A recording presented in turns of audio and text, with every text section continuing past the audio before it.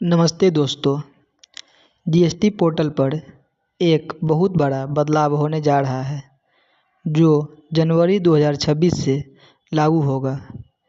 GST ने interest calculation और GSTR 3B filing को लेकर एक नई एडवाइजरी जारी की है। आज के वीडियो में हम इसका लाइन बाय लाइन एनालिसिस करेंगे। सबसे बड़ा अपडेट टेबल 5.1 में है। अब आपको रिलीफ मिलने वाला है। अगर आपका रिटर्न लेट है तो इंटरेस्ट पूरी लायबिलिटी पर नहीं लगेगा। एक बार फिर से सुन ले। अगर आपका रिटर्न लेट है तो इंटरेस्ट पूरी लायबिलिटी पर नहीं लगेगा। आपके इलेक्ट्रॉनिक कैश लेजर में जो मिनिमम बैलेंस पड़ा था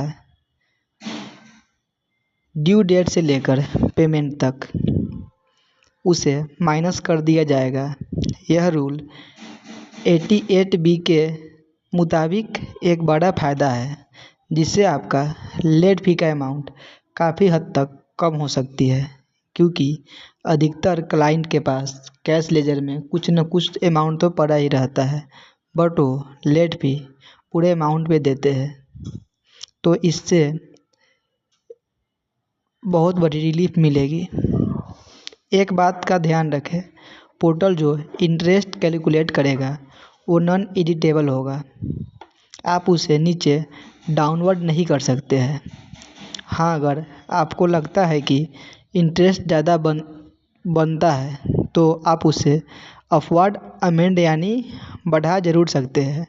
यानी कि आप जो पोर्टल कैलकुलेट करेगा लेट फी का इंटरेस्ट वो आप कम तो नहीं कर पाइएगा, बट उसे बढ़ा सकते हैं। दूसरा बदलाव है टैक्स लायबिलिटी ब्रेकअप का। इसमें टैक्स लायबिलिटी ब्रेकअप टेबल का ऑटो पॉपुलेट होना।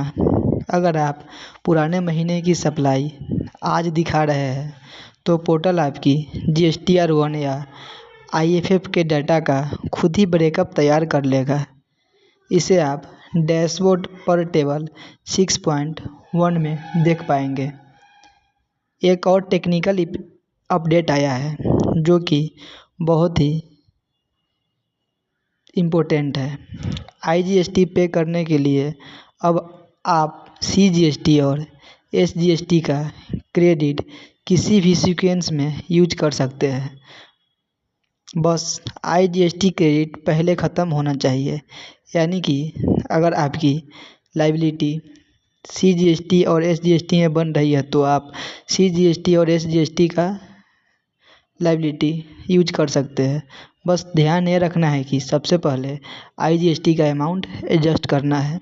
साथ ही जिन टैक्स पेयर का जीएसटी कैंसिल हो गया है उनका लेट फाइलिंग इंटरेस्ट अब जीएसटीआर 10 यानी कि फाइनल रिटर्न में कलेक्ट किया जाएगा, जो कि आप जीएसटी कैंसिल होने के बाद जो सबसे लास्ट रिटर्न भरा जाता है उसमें कलेक्ट किया जाएगा। तो दोस्तों, ये थे जनवरी 2026 से आने वाले बदलाव। याद रखें, यह एडवाइजरी सिर्फ एजुकेशनल पर्पस के लिए है। लीगल डिसीजन के लिए स्टैट्यूटरी रूल ज़रूर पढ़ें। वीडियो पसंद आया हो तो लाइक और शेयर ज़रूर करें। धन्यवाद।